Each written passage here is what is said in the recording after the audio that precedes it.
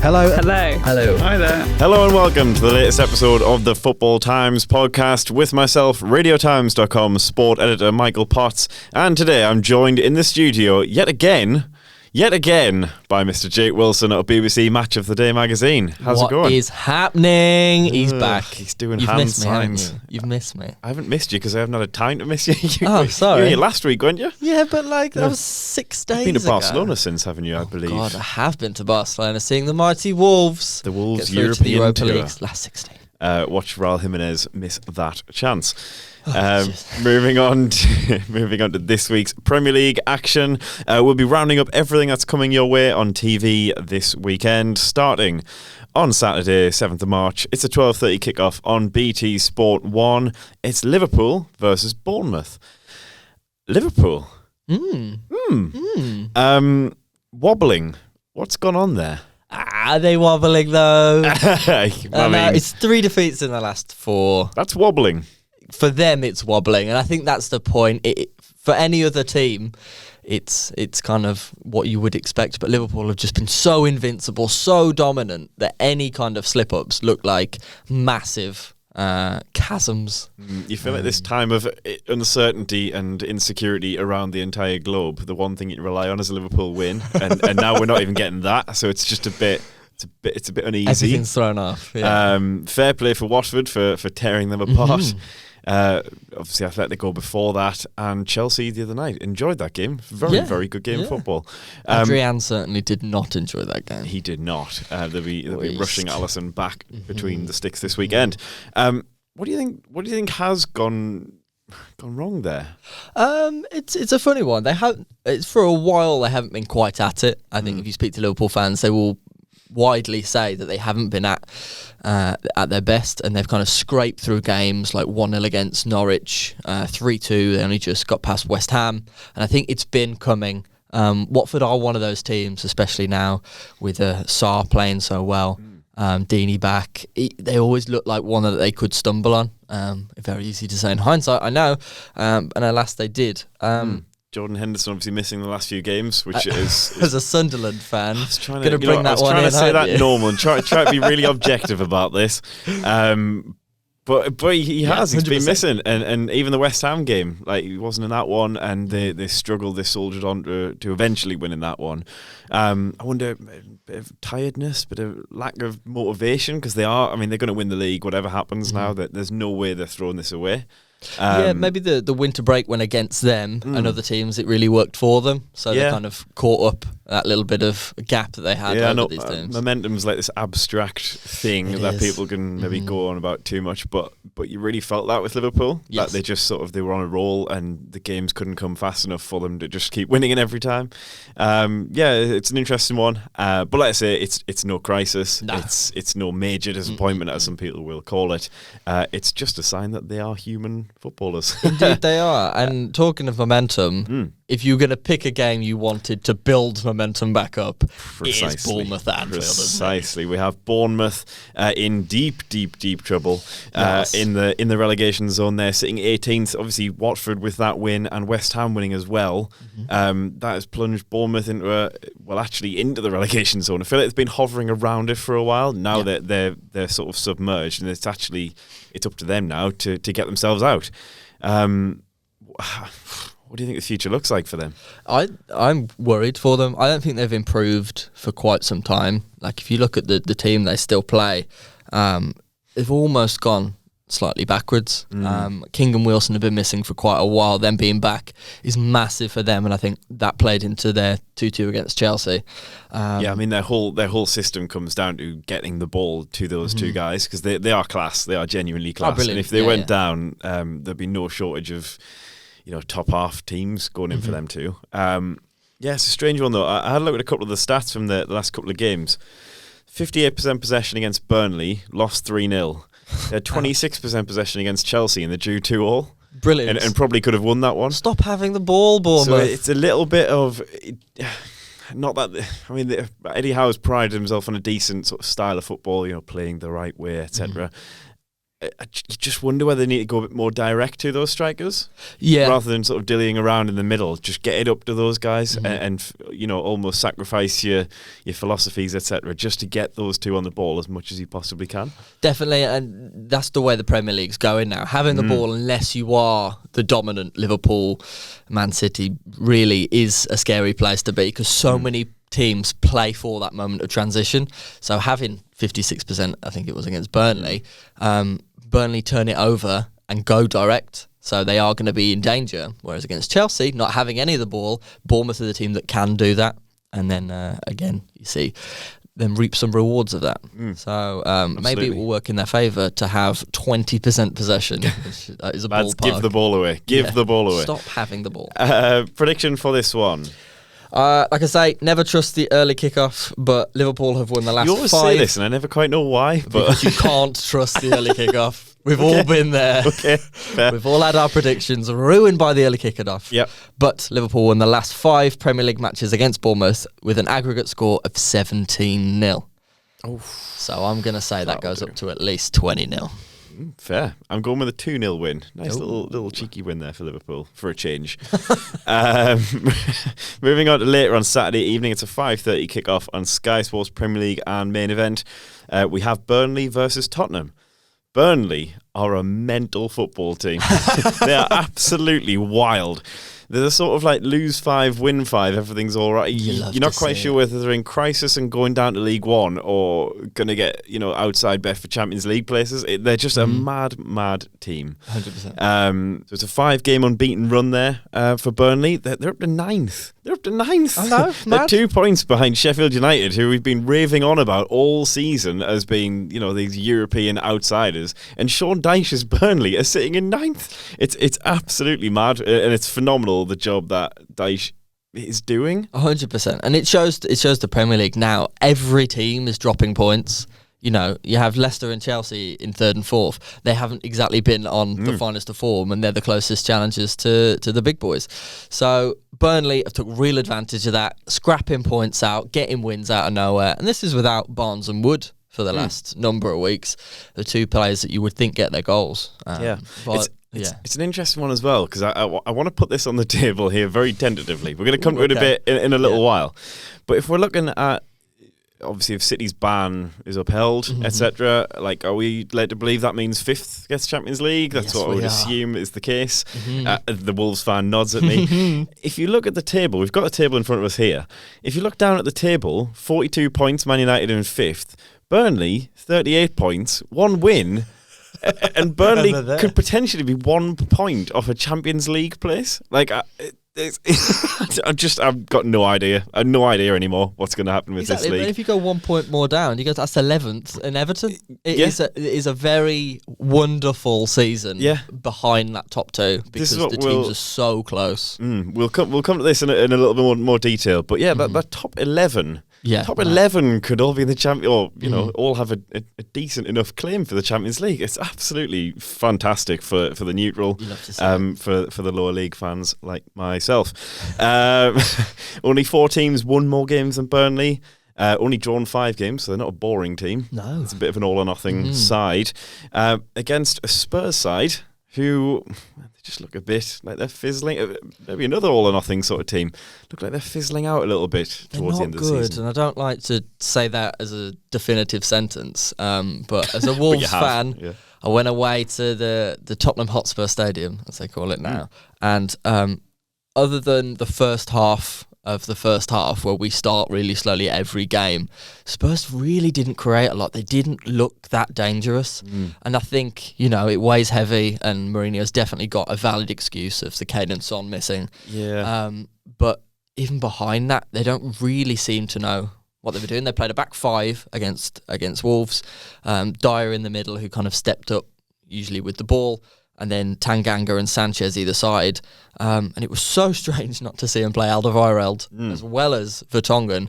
And for the reasons Mourinho gave, it was very odd. And then Winks isn't quite the same player that we kind of thought he maybe was 6 months ago. Lo Celso looks very good, but doesn't really kind of do it on his own.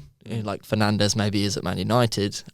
So it's a strange time to be playing for Spurs. Yeah. I mean, I'm a big Mourinho fan. I know a lot of people don't like him. I really rate what he does, and I thought it was a great appointment when they actually got him in. And I want him to succeed. I just can't. I genuinely cannot tell whether he's done a good or a bad job here. Like I say, in the circumstance, it's not looking great on paper. Let's say out of the teams going for those Champions League spots, you'd probably not be backing them at the moment as things stand. But like I say, with Kane out, with Son out, that's probably one of the best out-and-out strikers in the world right now, and one of the most explosive wingers / attacking midfielders in the world. Like he's really been dealt quite a poor hand. Whether he's making that, what he has got, whether he's making the best use of that, it's hard to tell. I don't think he's got a lot of options, more so than the players, personnel-wise. There's a lot of talk about Troy Parrott, and I think he is correct, Jose, in being very reserved about playing Parrott. I think he said that most people don't even know what the kid looks like, and they're calling for him to start for one of the biggest clubs in English football. That can be a thing with social media, isn't it? Sometimes where a player gets name dropped by a manager, or just genuinely is a bit of a swell calling for that player to play, and we really haven't seen him. We really don't know what he's about. And he, like Billy Gilmour last night at Chelsea. Obviously, we've seen flashes that young players can be tremendous at that level. But yeah, it's a lot of weight on his shoulders, 100%. And just a bit of a damning indictment on Spurs' business maybe in the window, not bringing in a striker. They had their links, but they didn't get one over the line. Absolutely. Prediction for this one. It's a tough one, isn't it? Because Turf Moor usually thought of a bit of a fortress, but maybe not so much these days. So I'm going to go that Spurs are actually going to nick this one 1-0. Now you say this. 4 clean sheets in 5 Premier League games for Burnley at the moment. Well, there's one there that they didn't get a clean sheet. So. Got to get rid of you. I'm going with a nice 1-0 solid Burnley win here. Oh, I like that. I'm going Burnley. I like Spurs. I like what they're doing, or I like some of the players they have in there. I just think they're floundering a little bit at the moment, and I think Burnley rock solid. It looks more like the Burnley we are used to. Moving on to Super Sunday, we have a 2:00 kickoff, Sky Sports Premier League and main event, Chelsea versus Everton. Chelsea, very sparky and confident and strutting about the pitch last night against Liverpool. Liverpool reserves. Liverpool reserves, half reserves. Plus, a couple of first teamers. Yeah, they looked very good. Ross Barkley having a good game as well. I mean, they let him run 60 yards without a challenge. Yeah, he still made the wrong decision at the end, I thought. I wouldn't take this as any big sign on Chelsea turning their season around. They are as perfectly consistently inconsistent still. And I think that might be helped now going forward with playing with Giroud, because they know what they're going to get a bit more. I think Tammy had that spell of right at the start, and then he kind of faded away and got injured. Batshuayi's never really kind of took and made the space his own.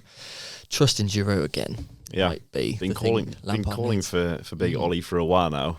Glad to see Frank's listening to me. Thanks for listening, Frank. Thanks for the subscription, Frank. Jake is waving to nobody at the moment. But like I say again, we mentioned him, Gilmour. He's only 5'5". Quite like that. He's a small little player, but it's nice showing that you can command. You commanded that midfield for a while, strutting around. He was passing, moving, everything. Like I say, probably won't get much of a look in the Premier League, but still a very, very good sign for the future. Like I say, somehow Chelsea's still in that top 4. I feel like they've been out of sorts for about a third of the season, but that lead they built up has really diminished. It has. Wolves being 3 points behind after the Spurs game. We were buzzing about that, and I think that really kind of does open it up to so many teams. I was going to say there's 3 points in it now, and like I say, legitimately, you could have the top 11 teams going for that 4th or 5th spot. Burnley and Wolves in the Champions League. A lot kind of if. That's the dream. The mind boggles. Yeah, so it's just interesting, and I think this is a key game in that, because Everton, like I say, they are 11th at the moment. Win this one, and they're 5 points? I think it is 5 points behind Chelsea if they win this one. Yeah. And suddenly the whole pack bunches up again. Oof. Whereas if Chelsea win this one, then you'd say, maybe Everton that's it. Maybe fourth is locked down. We'll see. Moving on to Everton. What do you make of them at the moment? Well, it's really funny that you sign one of the best managers in the world and maybe in history, and then your team's really good. It's like shock, horror. So many teams are like, yeah, let's just go for this guy that might be good and is quite cheap, and then it's like, no, Everton just go for Carlo Ancelotti, won Champions Leagues and league titles around Europe, and then surprisingly, Richarlison's in the form of his life. Calvert-Lewin can't stop scoring. Sigurdsson's come out of his shell. It's like, it's a no-brainer. Sigurdsson's still sitting on the pitch in front of goal at Goodison Park right now. Do you see all the memes about this? Sitting on pink and blank. I love it. I love it so much. And my official take on this is offside, and what a moron. Yes, it's a funny one. I think De Gea going the other way kind of leans into he's not involved, but he's I just can't understand there. how he's not involved. He's He's literally sitting there. Yeah. I mean, obviously De Gea didn't have the greatest game at Goodison Park. The other end, Pickford didn't have a great game, and Pickford not having a good season. No, most mistakes of any player in the Premier League lead to goals. That is not an indictment you want before a championship summer. No, I was going to say, I'm sort of toying between two extremes here. I was thinking, does he just need that time over the summer just to refocus, just to rest, to chill out, to, I guess, gather his thoughts and go again? Because I don't think you turn into like De Gea, obviously making mistakes, you don't turn into a bad keeper suddenly, overnight. A lot of it is in the head, and I just wonder whether he needs that summer to relax. But also, obviously, there's a big football tournament going on this summer, and I wonder whether England is almost Pickford's happy place almost. I mean, you feel safe there, doesn't he did such a good job at the World Cup. Yeah. He gained a lot of fans around there and a bit of a cult following as well. Just wonder whether that might be a bit of a confidence booster for him. You'd think, but then again, if he goes to this tournament and he makes one mistake, I think the tide is ready to turn on him. I think, because he's such a personality. I heard someone having a go at him for having rave on his boots the other day. Yeah. Whereas, last summer or the season before, he'd have been kind of applauded for that. So I think it's a precarious time for him. He could easily be out of England contention if things go wrong. Obviously, Nick Pope and Dean Henderson will be watching sniffing. him. Yeah, sniffing around. Prediction for this one? It's a tough one, isn't it? It could go either way. I'm going to say Carlo's going to mastermind this, and a 2-0 away win. Oofed. That. I'm going with quite a goal happy draw here. Going for a 2-2 draw. Oh, nice. So we'll see what happens to that one. I'd like that. Just a little bit of lack of ruthlessness from both teams, maybe. just a little bit at both ends. Moving on to what you would call the big one of the weekend. It's Manchester United versus Manchester City. It's a 4:30 kickoff. Sky Sports Premier League and main event. Man United are having a tremendous season, and this is a hill I am willing to die on. It sounds like it, sir. So sit back, relax. League Cup semi-finals, including a win over City. FA Cup last 16 with championship opponents next. Europa League last 16 with some minnows from the Austrian Bundesliga next. No disrespect. Premier League, no Rashford, no Pogba, no McTominay for a while. Sitting 5th with 3 points gap. I feel like they've been slaughtered the entire season. They've been slaughtered, and they have taken a lot of steps forward and then double the amount back. But Fernandes has come in. He's brought exactly the impact they needed. He's given them a midfield now, a bit of an extra dimension attacking, etc. You've got Martial clicking into gear, McTominay coming back, Fred looking decent, Igalo off the mark. 5-0 against the Belgian champions. Would you like me to continue? 2-0 away at Chelsea, 6 clean sheets in 8, plus draws away to Bruges and a freak goal against Everton. That was their only one that they conceded recently. Man United are having a good football season. Round of applause. That was like a freestyle. Thank you very much. Rap. Thank you very much. Eminem would be proud of that. Yeah, I can't wholly agree with you. Cup success in the modern era is not what it used to be. Teams do not take the Carabao or the FA Cup as seriously as they once did. Still got B2s in front of them though. They do. And they have. They do. And Puemos and Paul Merson said the other day that the draw wins you the FA Cup, and their route so far in the FA Cup, as just one example, has been somewhat kind. I think the Premier League table, as we've spoken before, with it being in such flux and so many teams dropping points at all periods of time, does make their league position look better. 11 wins, 9 draws, 8 losses. History weighs heavy, and that is not Man United form. It's not. I mean, we're saying all of this based on the United we grew up watching. We're saying this based on Ferguson, and I just think it's time to let go. It's time to let go of that era. Let go of Ferguson. And we've just got to think about this is United rebuilding. They finally look like people like Fernandes. If you get another couple of him in different positions, you're laughing. Do you know what I mean? Like if you bring in those clever signings just to plug those remaining few gaps, Pogba comes back. Pogba, McTominay, Fernandes. How much more money are you going to throw at this team, though? No, but this is it. Maguire was an unbelievable amount of money. Wan-Bissaka was an unbelievable amount of money. It is like, okay, you know, but you might need these positions, but that's another 300 million quid just to challenge for the Champions League, and really.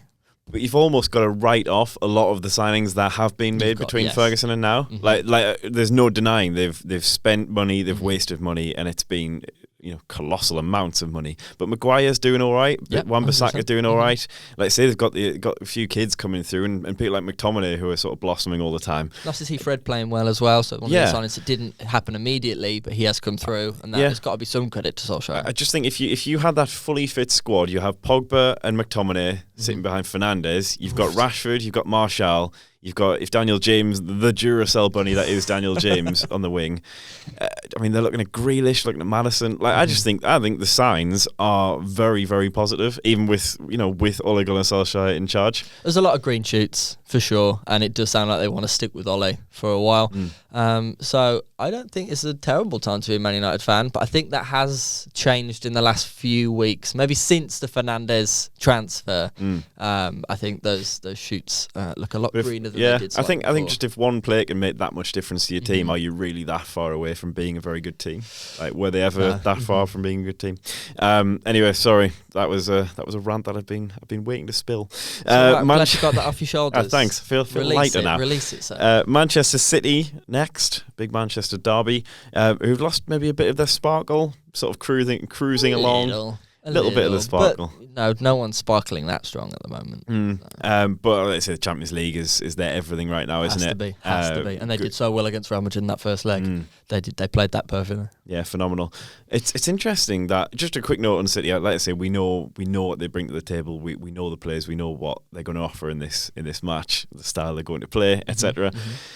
You think if they end up winning some sort of treble here, like FA Cup, Carabao Cup, and Champions League, from what has been a sort of quite, dismal by their standards in Premier League and how far they are away from Liverpool, that's a phenomenal season if they come away with those 3 trophies. Arguably 100%. as good as any of as they've ever had. Really. Definitely, and I think that will be weighing heavy on Liverpool. If City win those 3 cups and Liverpool do win the league, it really does take the shine off. It does. It makes them look level almost. And even though the Premier League is undoubtedly the biggest, especially for Liverpool, but I think for any team anyway, grinding it out over those 38 games, it doesn't get anything bigger than that. Yes, you might knock out Real Madrid and Barcelona in the Champions League, but that consistency that Liverpool have shown, nothing will top this year. But it does just chip away at it a little bit and gives Pep that bit of bulk for next year. Yeah, it feels like Liverpool won the league sort of months ago. Yeah. Feels like we've already had the celebrations, and now it's like the slight City time, the grind to the end. Whereas City, let's say, absolutely sort could end in a very decent way. Yeah. Prediction for this one. Oh, it's a hard one to predict. It's really hard. It's a tough round of games. This step up on in big games. They stepped up against Liverpool earlier in the season. I think they'll step up here. I can see this one being a 1-1. Yeah, I've gone with a 1-1 draw. But interestingly, the away team has won the last 4 games in this fixture. Ooh. So points towards City. Look at which stadium it was actually in. Ever the professional. Moving on to our final game. It's Monday Night Football. It's 8 o'clock. It's a Sky Sports Premier League and main event. It's Leicester versus Aston Villa. Leicester sounding the very first on the beach klaxon of the season. They're pretty much done, aren't they? Really? You'd think they're a few points clear. 5 points over Chelsea. They've got sort of Chelsea 8 points over the rest of the pack after that. Haven't won in 4. It's just a weird time to be a Leicester fan. You're sort of celebrating that you're third and you're nailed on for Champions League next year. Again, like Liverpool, I feel like we've already celebrated Leicester like months ago. You have to make sure you get over the line though. Yeah. You know, Newcastle nearly threw it away against West Brom yesterday. On a big away, Leicester could do the same. I think they will have the players to do that. We've raved about them all season, and even though they're not quite in the same position, they've stopped scoring as freely as they had. I still think they'll be fine. Yeah, we've got 3 huge games coming up in Villa, Watford, and Brighton. So all relegation threatened teams, all with a point to prove. Leicester maybe without.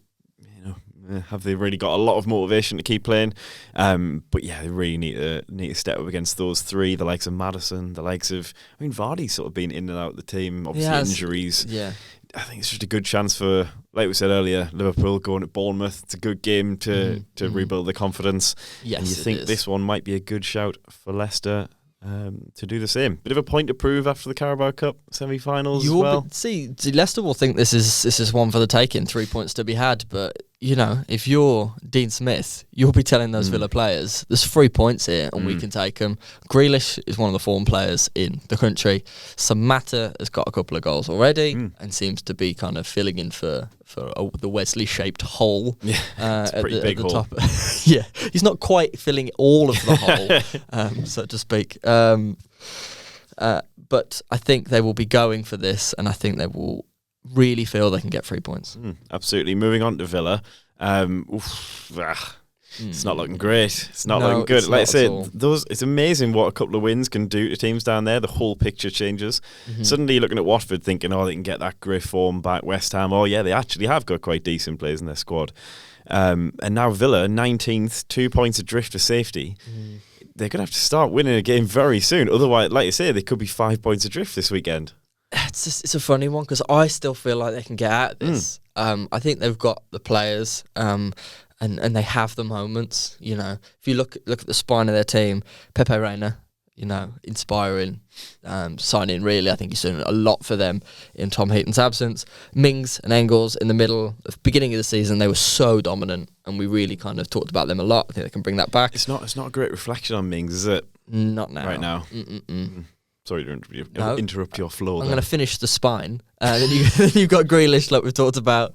He impacts everything he does, and Samatta up top, getting some goals. So when you look at it like that, there is the ability there to get out of this, and I think there's enough teams down there that Villa will still have real hope here. I think Bournemouth, if we spoke about, really are in a tricky situation. Watford aren't out of it just because they've won one game against someone very good. West Ham, Jared Bowen coming in might have sparked them out, but Brighton, watched them at the Palace game, and they could be in some real trouble here. Absolutely. So it's nice. It's interesting actually when you're looking at this whole picture at the bottom. You've got sort of the 5 teams who are looking pretty desperate. Obviously, Brighton just above them and Newcastle just above them. Newcastle and Brighton, the only 2 teams not to win in the last 5 games out of all of them down there. Yeah. So you could... I think Newcastle will be fine. I think they will be all right. But you could see them both being dragged really very deep into this. And obviously Norwich as well. Norwich winning at the weekend. Suddenly they're, 6 points away? Another win and they're a win away. Do you know what I mean? It's all just bunching up at both ends of the table. And I can't remember it being like this for a long time. Like I think with Liverpool, like we said, running away with the title, it kind of took a shine off the Premier League. But when you look at it, there's so many stories in there phenomenal. For these last 10 games. And whether the quality is whether there are as many quality teams, who knows? But from an entertainment point of view and from the neutrals, it's shaping up to be an absolute firecracker end of the season. Mm-hmm. But what is your prediction for Monday Night Football, Leicester versus Aston Villa? As a Wolves fan, I am going to say Aston Villa win this one 2-1. Big, spicy take there. I'm going with Leicester because it's Villa, isn't it? They're not going to win. I'll text you Monday evening when that 2-1 comes through. The Wolves stand to brag about Villa winning. Fair enough. Okay. Moving on to Fantasy Premier League tips, and it's a double game week. Yay! We have Manchester City and Arsenal both playing twice. Arsenal have West Ham and City. City have United and Arsenal. I guess you've got a few options, haven't you? Really, but you do. I've pressed the button. Oh no! Pressed the button on free hit. Who you gone for? And I've gone for well, I've just been changing it before we came down. That's why I was late for this, because I was just changing my team. Oh, cheers! Sorry. I'll sit here and wait. But I've gone with Aubameyang. I've gone with Aguero. I've gone with Pepe, Saka, De Bruyne, and somebody else who I don't remember who the other person is. But I've obviously came really prepared. Well, let me say this is bold because those fixtures are not bankers. I've got 6 Arsenal and City players in there. I currently have 1. Well, see you in a bit. Well, I think Eddie Nketiah is a brilliant shout if you are going to try and sneak an Arsenal player in there. Started last couple of games up top, and he's 4.3 million, which is literally the cheapest you can do for a striker. Not a bad shout. And also, just a few other teams to look out for. You've got Wolves against Brighton at home. You've got Liverpool against Bournemouth at home. Leicester against Villa at home. Sheffield United against Norwich at home.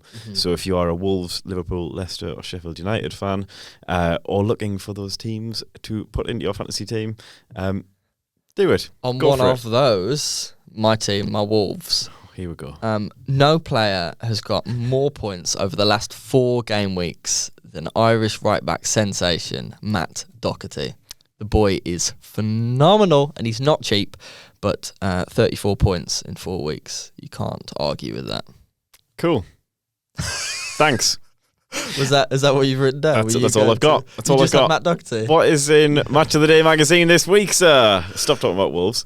In the mag this week, it is a very tasty one. We've got all you need to know about Haaland, maybe the hottest striker in the world, plus all of his golden shoe rivals.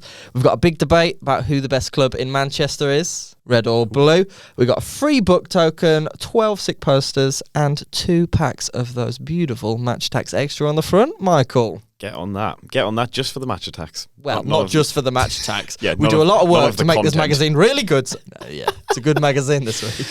Thank you very much for joining me in the studio. Hopefully it's somebody else next week. Make a change, mix it up. And thank you very much for listening. Come to radiotimes.com/sport for all of your latest sporting previews for games and matches coming up. We have some Six Nations action this weekend, as well as FA Cup all week. Thank you very much for listening. Cheers. Bye.